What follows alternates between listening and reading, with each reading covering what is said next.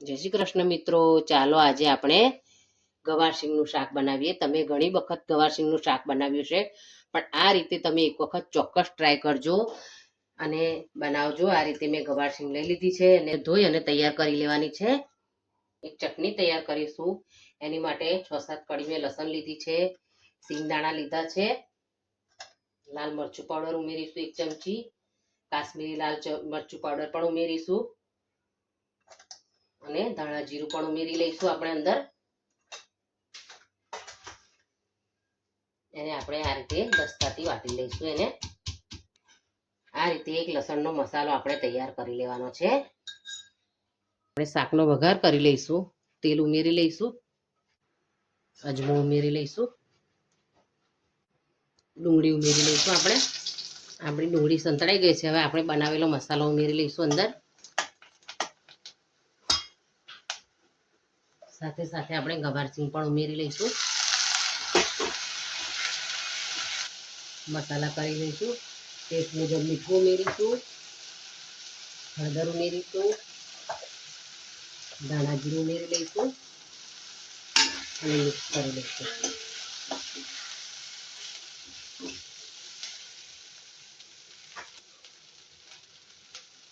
પાણી પણ ઉમેરી લઈશું.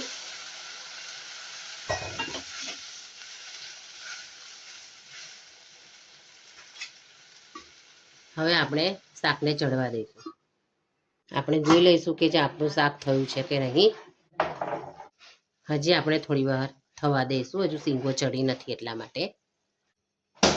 આપણે થોડો ગોળ ઉમેરીશું. ગવારસિંગના શાકમાં ગોળનો સ્વાદ ખૂબ જ સરસ લાગે છે, એટલે આપણે થોડો ગોળ પણ ઉમેરીશું અને મિક્સ કરી લઈશું.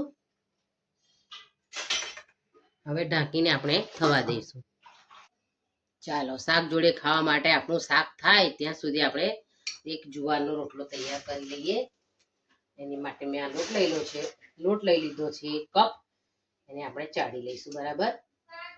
રોટલો બનાવવા માટે આપણે પાણી લઈ લેવાનું છે, પાણીમાં મીઠું ઉમેરી દેવાનું છે અને આપણે હવે રોટલો તૈયાર કરી લઈશું.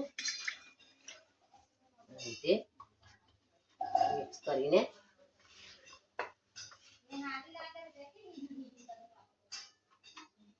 આ રીતે મસળીને એટલે આપણો લોટ સરસ સ્મૂથ થઈ જશે, એટલે રોટલો ખૂબ જ સરસ બનશે.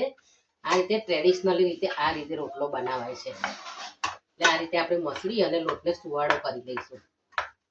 આ રીતે લોટ આપણે સરસ તૈયાર કરી લેવાનો છે.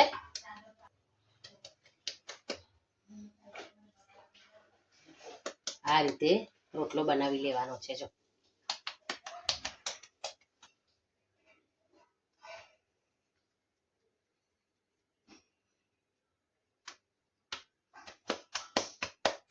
ની મદદથી આપણે રોટલાને આ રીતે બનાવી લેવાનો છે. જો સરસ તૈયાર થઈ ગયો છે, હવે આપણે એને શેકી લઈશું. આપણે જોઈ લઈશું કે આપણી તાવડી ગરમ થઈ ગઈ છે કે નહીં. સરસ ગરમ થઈ ગઈ છે. હવે આપણે રોટલાને અંદર લઈ લઈશું અને શેકાવા દઈશું. એક સાઈડે પહેલા આ રીતે ઉપર કલર ચેન્જ થઈ જાય એટલે આપણે રોટલાને પલટાવી લેવાનો છે. આ રીતે બીજી બાજુ પણ હવે ચડવા દઈશું. આપણે જોઈ લઈશું કે રોટલો તૈયાર થયો છે કે નહીં. સરસ તૈયાર થઈ ગયો છે, તમે જોઈ શકો છો. બીજી બાજુ આપણે પલટાઈ દઈશું એને. હવે આપણે બીજી બાજુ થવા દઈશું. જોઈ લઈએ કે આપણો રોટલો તૈયાર થઈ ગયો છે કે નહીં. જો સરસ તૈયાર થઈ ગયો છે. આ રીતે તૈયાર એને કરી લેવાનો છે. જોઈ લઈએ કે શાક તૈયાર થઈ ગયું છે કે નહીં. શાક આપણું સરસ તૈયાર થઈ ગયું છે, તમે જોઈ શકો છો. તેલ સરસ છૂટું પડી ગયું છે. હવે આપણે ગેસની ફ્લેમ ઓફ કરી દઈશું. શાક સરસ તૈયાર થઈ ગયું છે. હવે હું તમને બતાવું કે બધા આ રીતે શું શાક બનાવે છે, પણ હું તમને અલગ રીત બતાવું છું, તો તમને શાક ખૂબ જ સરસ લાગશે. જો આ શાક થઈ ગયું છે, આમાં આપણે 2 ચમચી દહીં ઉમેરીશું અને આપણે આ ગેસની ફ્લેમ ઓફ કર્યા પછી જ આપણે દહીં ઉમેરવાનું છે. તો તમે જોઈ શકો છો આપણું દહીંવાળું ગવારસિંગનું શાક કેટલું સરસ બન્યું છે. જો કેટલું ફાઇન બન્યું છે, તમે જોઈ શકો છો.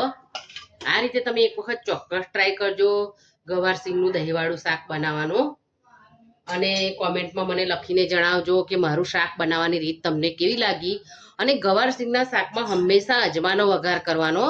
ગવારસિંગ પચવામાં હળવી રહે એટલા માટે આપણે અજમાનો જ વઘાર કરવાનો આગ્રહ રાખવો. હવે આપણે એને સર્વ કરી લઈશું. ગવારસિંગનું દહીંવાળું શાક અને રોટલો તૈયાર છે. આ મારું બપોરનું ભાણું છે. જો તમને બતાવું કે શાક આપણું કેવું સરસ બન્યું છે. તમે જોઈ શકો છો કે શાક કેટલું ફાઇન બન્યું છે. એક વખત તમે ચોક્કસ આ રીતે શાક બનાવવાનો ટ્રાય કરજો. મને કોમેન્ટ કરશો તો મને પ્રોત્સાહન મળશે બીજા વિડીયો બનાવવાનું, અને મારી ચેનલને સબસ્ક્રાઇબ કરવાનું ભૂલતા નહીં. Thank you.